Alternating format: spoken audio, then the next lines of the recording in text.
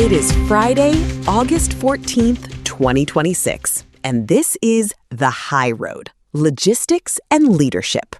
I'm Jules Sterling, and I keep the relationships as smooth as a fresh highway. This is Dan Miller. I'm Buck Reynolds. And I'm Elena Rossi. We have a great show for you today. Yesterday, we covered rail sector growth and intermodal trends, two-person crew rule and Union Pacific merger, and global energy and diesel crisis. Look, today we are seeing the exact opposite of a quiet Friday. The ocean liners are printing cash. The courts just killed the de minimis loophole, and Uber Freight is in the middle of a cyberstorm. Actually, if I may, let's start with the gavel hitting the bench at the Court of International Trade. It just changed the game for every e-commerce shipper in the country. You mean that $800 rule? The one that lets cheap packages flood in without any duty? Honestly, someone needs to examine that. It's more than a look, Buck. The court upheld the president's authority to suspend the de minimis exemption entirely, framing it as withdrawing a privilege rather than a new tax. And that's a sort of, massive shift for consumer goods, right? If you're a retailer relying on that small parcel loophole, your costs just jumped overnight. Customs and Border Protection says they've already collected over $1 billion in duties since the suspension started in late 2025. This ruling just cements it. Bottom line, this is a protectionist play that's actually working. It forces the volume back into traditional freight channels where we can actually see what's in the boxes. Well, my thing is, who's going to inspect all that now? If it's not just passing through, you're going to have a log jam at the ports that makes 2021 look like a Sunday drive. That's the catch. CBP is getting the money, but the infrastructure to handle the sudden surge in formal entries, it's not there yet. Which sort of leads us to what's happening on the water, because Maersk and Yang Ming just dropped their H1 results, and honestly, the numbers are staggering, right? Maersk is basically doing a touchdown dance right now. They just raised their full-year guidance for EBIT to between $4.5 and $6.5 billion. $6 billion? I mean, just a few months ago they were crying about losses in the ocean segment. What changed, besides the world being on fire? It's the volatility premium, Buck. You've got the Red Sea mess, port congestion in Asia, and U.S. shippers panic buying ahead of the new tariffs. It's a perfect storm for rates. Actually, Yang Ming's net profit exploded six-fold in the second quarter. They went from $30 million to $180 million. It's not just Maersk winning. It's interesting, right? Vincent Clerk at Maersk is calling this a new era of heightened volatility, which basically means the supply chain is just going to stay expensive and unpredictable. Here's the deal.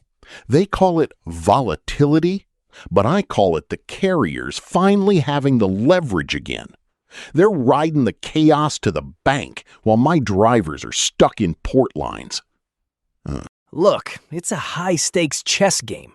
If you didn't lock in your rates 2 months ago, you're playing Russian roulette with your margins right now. Speaking of margins and protecting yourself, we need to talk about what General Motors is doing, because this is a totally different way to look at resilience. You're referring to the $4.5 billion supplier safety net? I mean, that is a significant financial instrument just to keep assembly lines moving. Right. It's this IPU agreement with a group called Procura Auto Parts.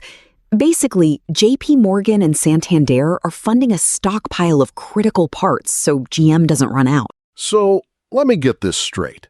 They're paying suppliers to make parts, but GM doesn't pay for them until they actually use them on the line?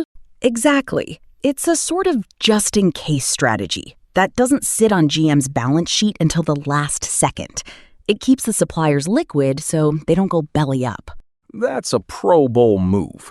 GM is basically nationalizing its own supply chain's credit. It's the death of just-in-time logistics as we know it. Actually, there is a risk there. If the market for those specific vehicles cools off, GM is sitting on $4 billion of hardware that's already committed. Well, I think they'd rather have too many wire harnesses than have 20,000 trucks sitting in a field waiting for one chip, right? Exactly. It's the cost of insurance. In 2026, you don't pay for logistics. You pay for the certainty that your product exists. Now it's time for the Big Board, our Friday segment where we track the big money moves and specialized infrastructure that's reshaping the global map. And we have some massive plays on the board today, starting with DHL Supply Chain in the UK. They just locked down an exclusive deal with Aeon Auto. Right, that's the Chinese EV giant. DHL is building a dedicated aftermarket parts operation for them, launching with 1,250 different part lines. The strategy here is specialized moats. You can't move EV batteries and high-end electronics in a general-purpose warehouse. DHL is building the infrastructure Aeon needs to promise next-day delivery. It's sort of a brand promise as a service, right? Aeon has this Great 8 promise for their warranty, and it's physically impossible to keep without DHL's backbone. Look, while DHL is scaling in the UK, Kuehne+Nagel is doubling down on Cambodia. They just broke ground on a 20,000 square meter container freight station in Phnom Penh. That's a huge China Plus One move. They're tripling their capacity there to catch all that manufacturing shifting out of the mainland. Exactly. And they're integrating it with that City Zone Express acquisition they made. It's a multimodal hub that connects Cambodia, Thailand, and Vietnam by road. If I may jump in on the big board, we have to mention TQL's sales surge. They are reporting a massive jump because of their critical infrastructure division. You hit it. TQL is leveraging the data center boom. They're moving $50 million server racks using their Mo AI agent as a co-pilot for their brokers. It's interesting because they aren't trying to replace the human. They're using the AI to let one broker manage 3 times the volume. It's a sort of, exoskeleton for sales. And finally, Uber Freight is scaling their Mexican footprint to $750 million in freight under management. They own the warehouses at the border now. They have 10 cross-border locations. In a world of tariffs, owning the physical crossing point in Laredo is the ultimate competitive advantage, right? The big board? That's a wrap. Those are the moves that matter this week. Hey, before we move on, a quick note from our sponsor. Strategic logistics requires world-class engineering. This show is powered by the stack developed by Eric Christensen at Neural Network Media. Support the architect behind the code. Visit our Patreon at patreon.com/Neural Network Media for a free trial and access to our daily briefing PDF. Look, switching gears to the tech inside the trucks, Volvo just released some data that should make every fleet manager's ears perk up. Oh, here's the play. Are we talking about those over-the-air updates again? I still don't trust a truck that fixes itself while I'm sleeping. You should trust the $60 million they saved, Buck. Compliance for software updates went from 25% to over 80% because of their new 24-volt platform. It's the unattended part that's the game changer, sort of. Drivers can just initiate the update, lock the cab, and walk away. No more sitting in the dealership for 6 hours. Actually, Volvo says they recovered over 100,000 days of unplanned downtime. From a risk perspective, having the latest safety software on 80% of your fleet is massive. Well, my thing is, what happens when that update glitches at 3 a.m. in the middle of Nebraska? I mean, who's fixing it then? Look, the data says it's working. NFI is doing the same thing on the software side. They're slashing customer costs by 10% by building their own AI stack instead of just buying off the shelf.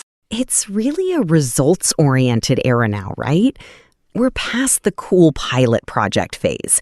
Now, if the tech doesn't save you millions, you don't buy it. Well, we're going to need all the tech we can get because maintenance costs are hitting a breaking point. $2.33 a mile to run a truck?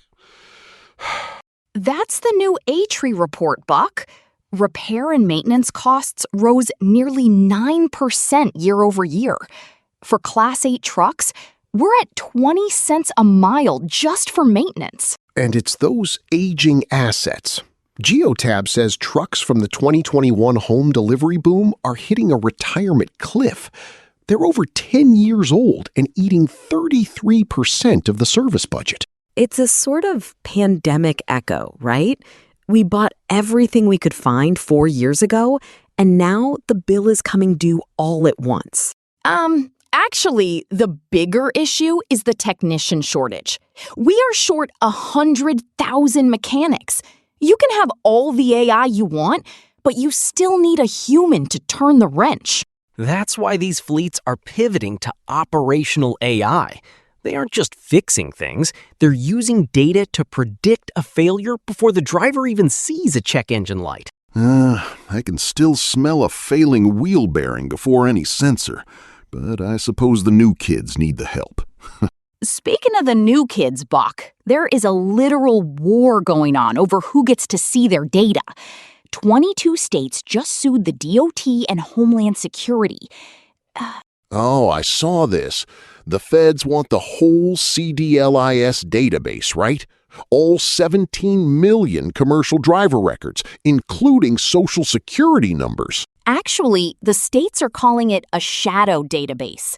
They allege the Trump administration wants to use it for immigration enforcement rather than road safety. And the FMCSA is threatening to pull $10 million in grants if the states don't hand over the keys by Monday. That's a sort of, high-pressure tactic, right? It's a mess. You've got states like Rhode Island and Utah already pausing non-domiciled CDLs because of federal pressure. We could lose 200,000 drivers by Christmas. Bottom line, we are already short on capacity. If you start purging drivers over a data sharing fight, you're going to see freight rates go to the moon. It's not just a driver shortage we have to worry about. It's the integrity of the whole system.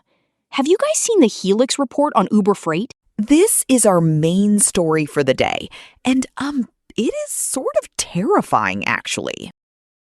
It's a watershed moment. Uber Freight just confirmed they are investigating a data breach by a group called Helix, associated with the UNC 6671 cluster. Helix? Those are the vishing guys, right? They don't just hack the wall, they trick the people. Exactly. They use voice phishing to bypass multi-factor authentication. They reportedly stole nearly 1 million internal files from Uber Freight, including OneDrive accounts and, most critically, dispatch documents. Dispatch documents? That's the blueprint of every load. If they have that, they know what's in the truck, where it's going, and who the driver is. And that is how you get strategic theft. They aren't breaking into yards anymore. They're using stolen data to impersonate carriers and just drive off with the cargo. Uber Freight says operations are undisrupted, but, the threat actor, Helix, has already extracted over $10 million in ransoms this year alone.